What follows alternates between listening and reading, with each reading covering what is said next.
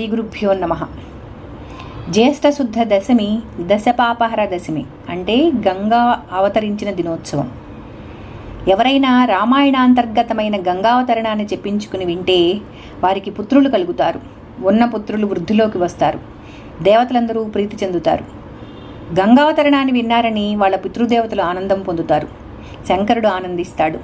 వారికి సమస్తమైన కోరికలు నెరవేరుతాయి. కొన్ని కోట్ల జన్మల నుండి శరీరానికి పట్టిన సర్వ పాపాలు నశించిపోతాయి.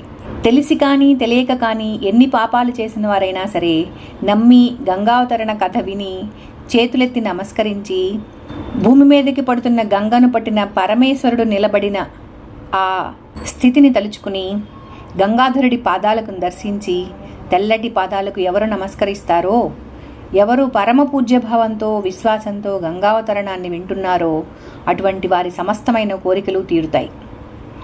వారు ఇంతకు పూర్వం ఎన్ని పాపములు చేసిన వారైనా బాధలు పొందకుండా సుఖాలని పొందుతారు. వారి ఆయుర్దాయం చక్కగా వృద్ధిలోకి వచ్చి దీర్ఘాయుష్మంతులవుతారు, చిరంజీవులవుతారు. అపమృత్యు దోషం ఉండదు, చక్కటి కీర్తి పొందుతారు.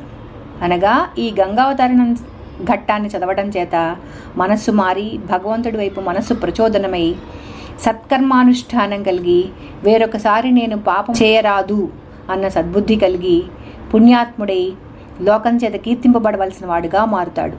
కాబట్టి గంగావతరణ ఘట్టాన్ని చదివి పరమ పవిత్రులమవుదాం.